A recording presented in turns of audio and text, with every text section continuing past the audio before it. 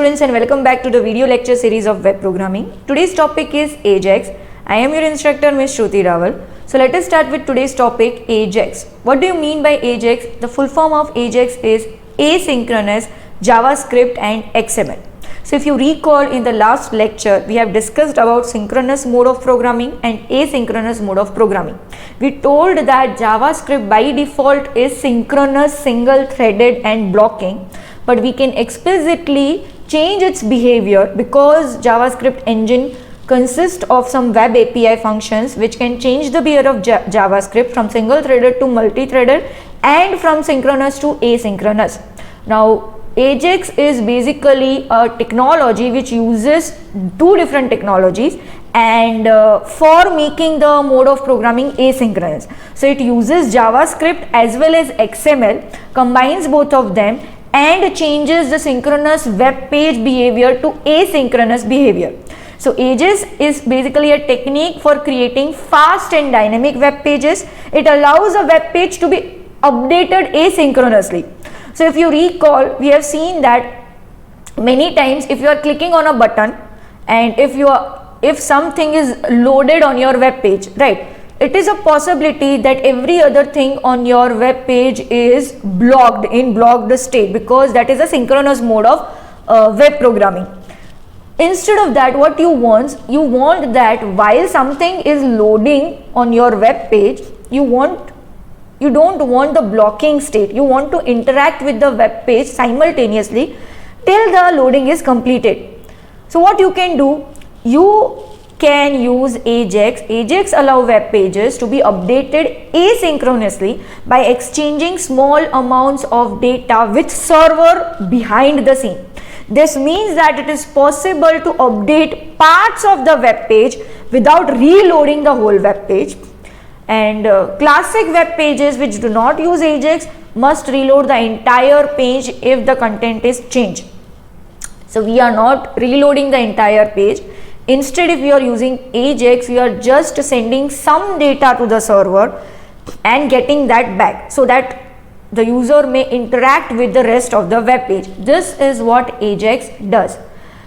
So what are the technologies that we use in Ajax? The first I told you is JavaScript. The second is document object modeling DOM. The third is CSS. And the fourth is XML. That is XML HTTP request is the technology that we are using along with Ajax. All the other technologies you are aware about, what is JavaScript, DOM and CSS. The new is XML HTTP request. So all modern browsers in today's scenario supports XML HTTP request object, and as I told you that because Ajax allows to interact with part of the web page without reloading the whole web page, it just sends small amount of data to server behind the scenes. So this XML HTTP request objects allows to exchange of this data with server behind the scenes. That means it is possible to update the web page without reloading it. So here you can see the syntax of creating XML HTTP request object. So whatever variable you want to define, variable is equal to new XML HTTP request. So you can create a new object by calling this function. Now in modern browsers this is called, that is XML HTTP request function is called, but if you are using older versions, that is if you are using Internet Explorer 5 or Internet Explorer 6, then you may have to use this ActiveX object, that is variable is equal to new ActiveX object, and inside that you have to specify Microsoft.xml HTTP. This was the older version of requesting to the server, but because all the modern browsers are supporting this XML HTTP request object now, you can use this as well. Okay. Now let us see a little bit about this XML HTTP request. The first is XML HTTP request object is used to exchange the data with server. So to send the request, so there will be two scenarios. You are sending the request to the server and you are getting the response back from the server. So to send the request to the server using XML HTTP request object, you will have to use two methods. The first is open and the second is send. So here you can see that XHTTP dot open So xHTTP.open, open is the method for specifying the type of request that you are sending. So it takes three parameters. The first one is the method, that is the request method that you want to specify. It can be either get or post. The second is the file location, whatever URL you want to specify for the server file location, you have to specify in the second parameter. I have specified ajax_info.txt. If it is in the same folder, you can specify file name dot extension only. And the last is the boolean value, that is true or false. True for asynchronous mode and false for synchronous mode. Okay. So this is for opening the connection, or you can say for specifying the type of request you are sending. The next is send method, to send the request to the server.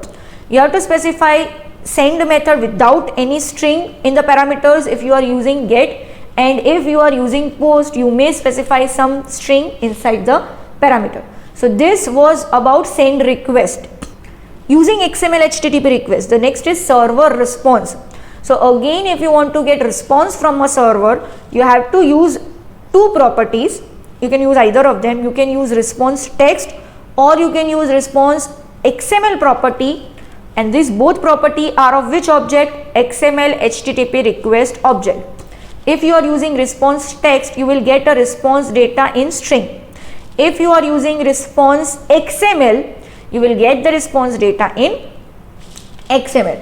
Now, if the data or the response is not in XML, you can specify response text. So here is an example: document.getElement by id demo.innerHTML is equal to xHTTP.response text. So whatever server is sending in response, that in string will be stored inside this whatever elements inner HTML you have specified, and you will be able to view it. Okay, so this was all about server response. And the next or the last property is on ready state change property. Now ready state property holds the status of XML HTTP request, and on ready state change property defines a function, because it is a possibility that when the ready state is changing, you want something to be done.